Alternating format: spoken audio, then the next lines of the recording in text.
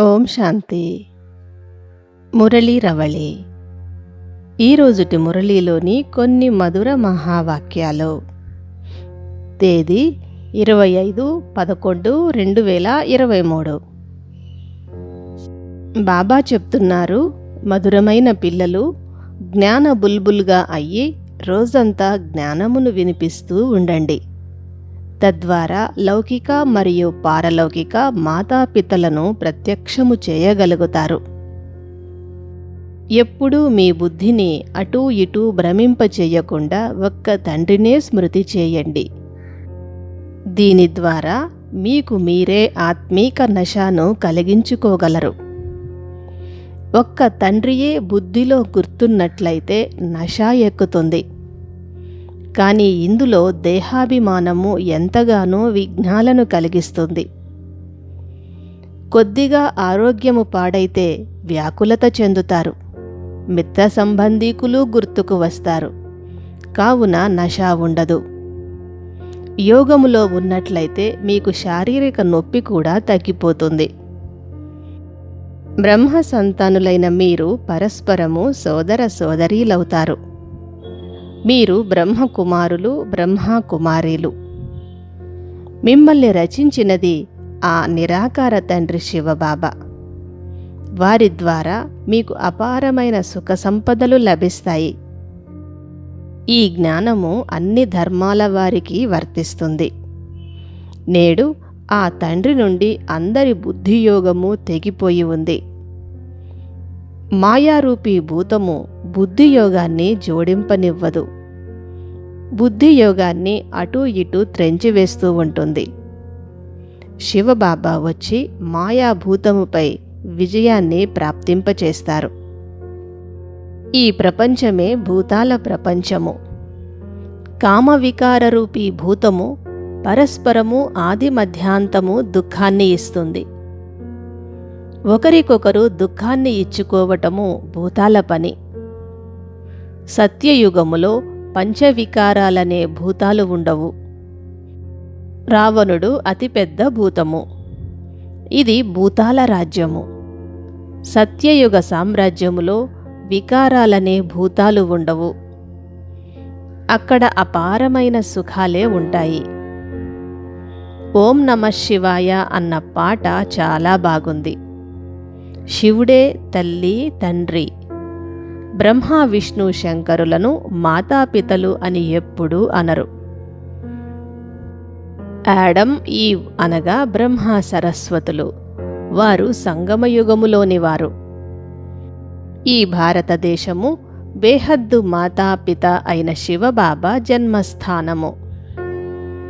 పిల్లలైన మీరు పరస్పరములో సోదర సోదరీలవుతారు. శివబాబా ప్రజాపిత బ్రహ్మ ద్వారా ముఖవంశావళి రచనను రచిస్తారు. శివబాబా దత్తత తీసుకుంటూ ఉంటారు. బ్రహ్మ ద్వారా కొత్త సృష్టి రచించబడుతుంది.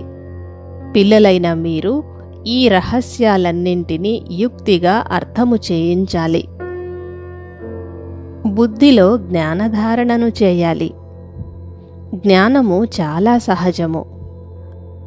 జ్ఞానయోగాల ధారణలో మాయా తుఫానులు అనేకముగా వస్తాయి. బుద్ధి ఆశ్చర్యచకితమైపోతుంది. నిరంతరము మీ బుద్ధియోగము బాబాతో జోడింపబడి ఉండాలి. మీకు మీరుగా స్మృతిలో ఉండే పురుషార్థమును చేస్తే బాగా నశ ఎక్కుతుంది. ఎప్పుడూ మీ బుద్ధిలో పాత ప్రపంచపు మిత్ర సంబంధీకుల స్మృతి ఉండరాదు.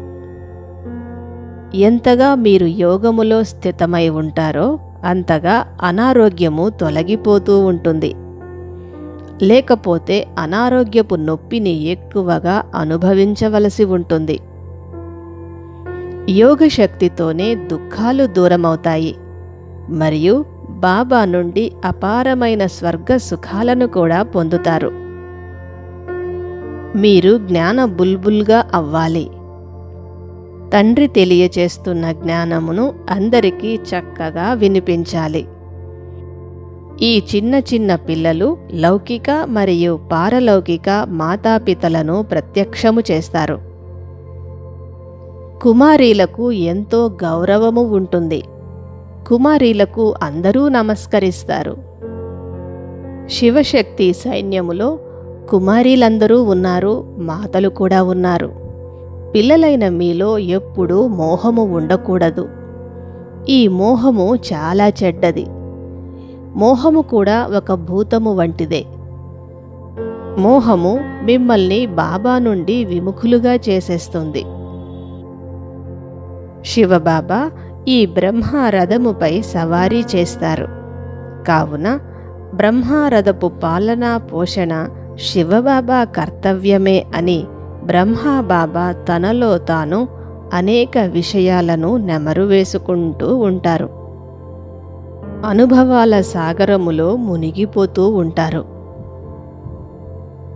మీరు ఈ సమయములోనే తండ్రి నుండి పూర్తి వారసత్వాన్ని తీసుకునేందుకు పురుషార్థము చేయాలి. ఇప్పుడు వారసత్వము తీసుకోకపోతే కల్పకల్పము మిస్ చేసుకుంటారు. ఉన్నతమైన పదవిని పోగొట్టుకుంటారు. ఈ పురుషార్థము మరియు స్వర్గ వారసత్వము జన్మ జన్మాంతరాల విషయము. కావున తప్పక శ్రీమతముపై నడవాలి. ఇది అవినాశీ చదువు. కల్పకల్పాంతరాల వరకు కొనసాగుతూనే ఉంటుంది.